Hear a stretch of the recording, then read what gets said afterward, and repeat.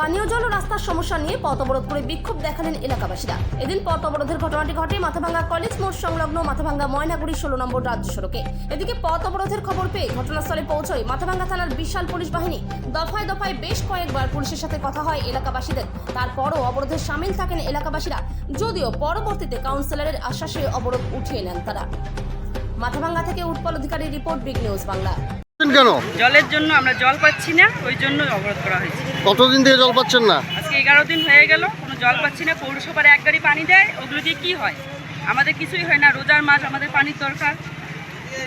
মানে জলটা কি হয়েছে? জলের বিষয়টা কি হয়েছে? ড্রেনের জল ঢুকতেছে, ওইখানে খুঁড়ে রাখছে, এখনো কাজ ঠিক করছে না বলতেছে। আর যে কাজ করতেছে সে নাকি বলতেছে যে 15 দিন ওদেরকে 1 মাস পানির জন্য ইয়ে করে রাখবে। আমাদেরকে ড্রেনের জল খাওয়াবে, ড্রেনের জল খাওয়াবে নাকি? অপরিষ্কার জল খাওয়াচ্ছে আপনাদের, তার জন্য অবরোধ। হ্যাঁ, আপনার নাম কি? রুম্পা পারভিন। রুম্পা পারভিন। ড্রেনের জলের সমস্যা। হ্যাঁ, মানে কি জল পাচ্ছেন না নাকি? পাচ্ছি না। তার ফলে কন্ট্রাক্টর কাজ করছে রফিক মিয়া, ওখানে পাইপ ফেলে ফেলছে।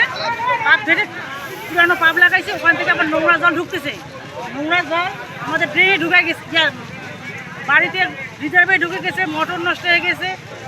এখন ঘোলা পানি আসতেছে, ড্রেনের পানি ঢুকতেছে, নোংরা পানি। আমরা খাবো কি? নোংরা পানি কি খাওয়া যাবে আমাদের? তার জন্য অবরোধ। হ্যাঁ, তার জন্য আমরা চাচ্ছি আমাদের মেরামত করে দেবো, মেরামত করে দেবো। আপনার নাম কি? হ্যাঁ, মমতাজ বেগম। 15 দিন থেকে এরা মানে অপরিষ্কার জল পাচ্ছে, এই বিষয়ে কি বলবেন আপনার ওয়ার্ডে? পরিষ্কার জল পাইনি, জল একেবারেই বন্ধ ছিল। তো আমরা দুদিন থেকে পাইপ লাইনের মিস্ত্রি দিয়ে পিএইচি যোগ দিয়ে বা পাইপ দিয়ে কাজ করানো হয়েছে, সেইটা জলটা একটু ঘোলা আসে। আমিও জানি স্বাভাবিক যে পাইপের ভেতরে একটু নোংরাটা যায়, দুদিন পরে ঠিক হয়ে যাবে। গত পরশু দিন জলে পাইপের লাইন ঠিক হয়ে গেছে। আমি জানি গত কালকে পর্যন্ত নোংরা জল যাবে, আজকে পরিষ্কার জল আসবে। আজকে যখন আমি খবরটা পেলাম যে নোংরা জল, তখন আমার কথা যে ঠিক আছে আমি নিজে গিয়ে দেখবো। তো কিছু বাড়ি নোংরা জল, কিছু বাড়ি এসে জল। ঠিক আছে, আমি জলের মিস্ত্রিকে ডাকলাম, হয়তো লিকেজ কোনো আছে সেই জন্য জলটা আছে।